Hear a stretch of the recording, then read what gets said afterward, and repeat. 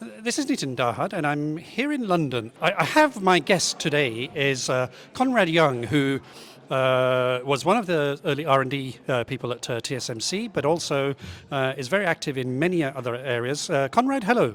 Hi Niti, nice to meet you. So, Konrad, just tell us a little bit about our viewers, about a little bit about your background. Hi everyone. My name is Konrad Young. I was born in Taiwan, finished a college degree, and went to UC Berkeley to get my PhD in 1986. And I've been working in U.S. company for almost 10 years. Then I went to Singapore for 1.5 years, and then finally to Taiwan. I spent more than 20 years at the TSMC. Started as a kind of a early phase of R&D leader, and then developed many generations of technology. And I also went to U.S. For a while because of my daughter's education. So in the sales and marketing, in business development, in many areas, so broaden my experience. I am both R&D and a manufacturing fab person. And also right now doing more business. So I'm kind of a well-around person around many different things. And I'm teaching right now. After I retired from TSMC, I'm teaching in Taiwan in several universities in different areas, including international MBA, including the leadership program, also semiconductor graduate school. So my right now focus is trying to develop a next generation talent to revolutionize in semiconductor industry, if possible. And I think that's one of the things that I think I picked up on. You talked about how it's not just about getting the basic workers for semiconductor manufacturing, but it's that broader non-STEM activity. Just sort of highlight some of the work you're doing in trying to get that wider skill base. And this is very similar to what I heard when I was interviewing some people in India recently, where they're talking about the lack of leadership skills and lack of innovation skills. Yes.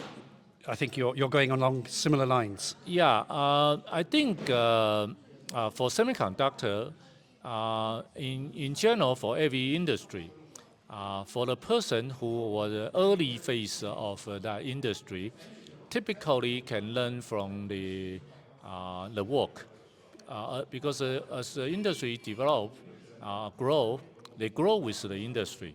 They start small, but they can learn as the industry grow, so they can expand their experience and doing many things. It's natural because that industry is growing.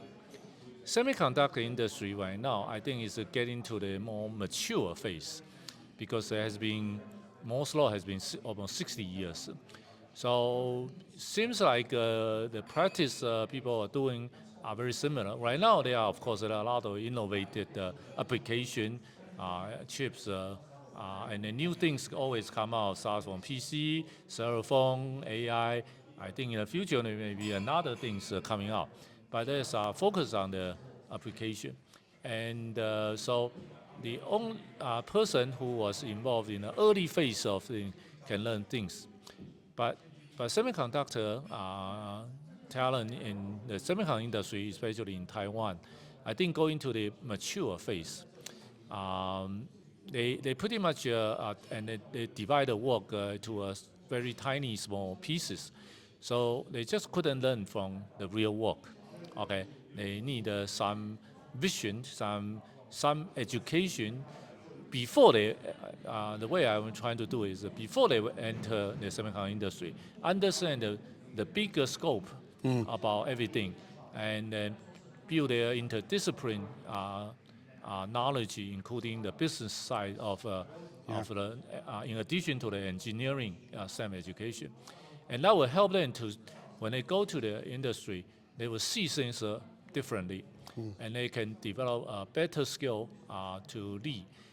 My vision or my personal interest in to develop those talent to go to the industry to I even call it a revolutionize the industry. Yeah. Do things differently, much more effective, much more human oriented, so that people will enjoy their work, not just doing the work. Yeah. And I think that's one of the things where I think throughout the world I've seen is, well, what I've seen, and maybe not limited as well, the the teaching of the semiconductor industry degrees, whether it's the production, the manufacturing, the engineering, the design, is so focused on the technical bits and not on the more sort of broader bits of that personal development. Yes.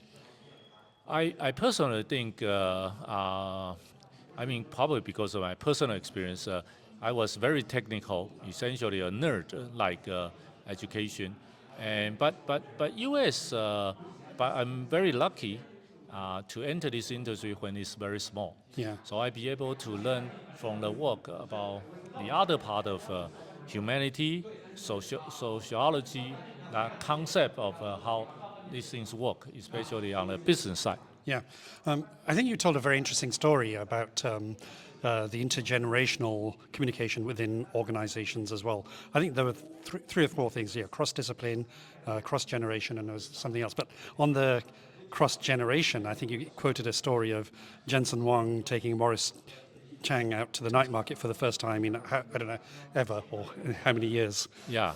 So Jensen is a very unique person because I am in TSMC for more than 20 years. I see so many CEO, especially young CEO, has a little bit hard time to work with Morris because Morris is elder, so he has this traditional Chinese, respect the elderly concept. Yes. But many U.S. trained CEO, they don't consider age is that critical. So there's a cultural difference. So cross-generation concept is because I also in Taiwan, I see a lot of young generation feel their future, their all the position was taken by this elder generation.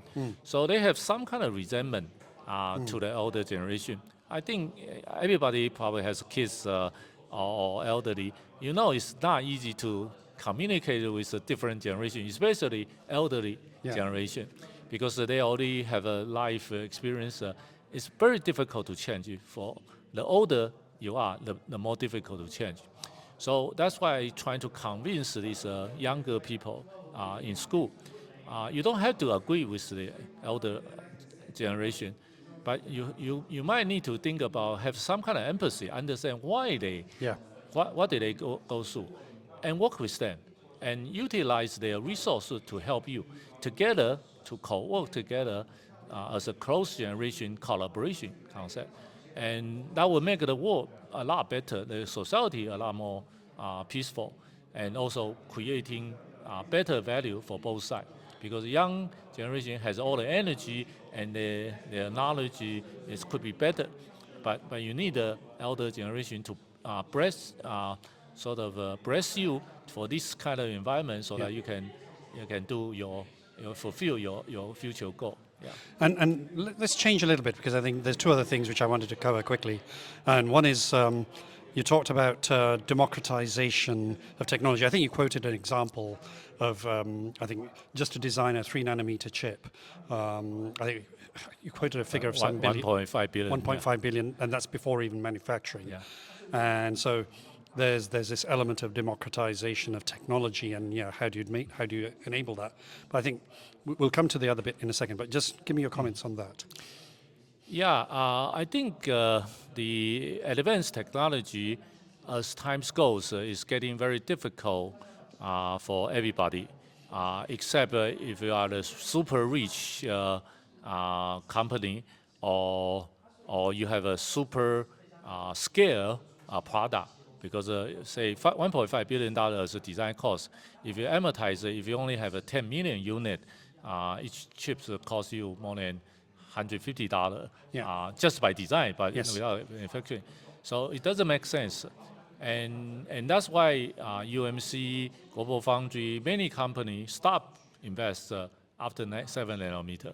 Right now, remaining only 3 companies doing it: Intel, Samsung, and TSMC. So it becomes a very limited people, more or less a monopoly kind of industry. And democracy, the concept of democracy is so that everybody should have a chance Yeah. to participate in this industry. So that's why this older generation technology got to be reused, or new thing got to be come out to give the chance to the rest of the people. Yeah. And I think that was a very good point you made. And the other thing I think was you talked about what excites you about technology right now. And then there's lots of things, but I think you also talked about how you were many years ago excited about 3.5 technology, but it's still not there, and it could be potentially silicon photonics could potentially be the thing that helps AI with acceleration to reduce energy costs. Just tell us a little bit about that. I think especially AI era, especially in the cloud application right now, all the server. If you look at the system, they need a water cooler, huge. So that means it's like an oven. It cooks a lot of things. Correct. You need to cool down, okay? And it consumes a lot of energy, consumes a lot of electricity. Fundamentally, it's not good for the sustainability of the world, of Earth. So we need to have a better solution. Sometimes it could be a little bit more expensive solution, okay, to reduce energy. And energy costs also added up. So you might have a better chance today for the compound, for the many possible options of reduce energy. I think reduce energy is not just using the green energy concept, reduce the coal or natural gas, but also minimize the consumption of energy. Okay, it's all very important. And I think you said photonics was going to be one of those areas. Well, it's possible because if you consume less energy for that speed required, because if CMOS electrical, you need to drive a lot of things. So are you seeing any breakthroughs in that area? I think it's conceptually it's there. You just need to implement it. And photonics has been a long time. Intel was a pioneer for that, but they eventually sold that unit because the market is not there yet. Okay. Somehow, this world, this maybe capitalism will require a kind of inflection point to force certain things happen. Otherwise, people will go naturally the old traditional way, the most law way to do it. So what final thing, what is it that you think is really the big thing that is coming next for our industry? My personal interest or value is try to help the world, the Earth, to be sustainable. So that's my fundamental concept. Anything will help that. I will try to do that. Technically, of course, there are a lot of low power solutions. I think people need less power. Don't create too much pollution and then consumption of energy. That activity, I think, will be a future because otherwise everybody suffer. Okay. Another thing I want to mention is about human. Since we talk about talent development, right now I see the world have a lot of activity, and many of them is basically waste. We have so many waste activity, including some of the things the semiconductor manufacturing was doing. Okay, I remember in early days when I joined TSMC, I tried to reduce half of the work. Basically, not reduce, eliminate half of work. Yes. Yeah. By eliminating half of work, you can save a lot of things. Yes. You save human beings' mind, brain, and you also save the energy, the activity. So do the right thing at the right time is very important.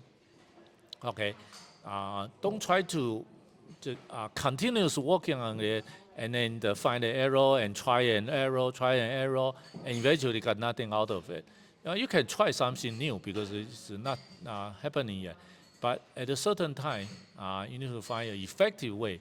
The way, for example, if you find a failure, and then find the root cause of failure, and find a fundamental solution to solve that root cause failure, and you can be successful. And you don't need to continue to try many things.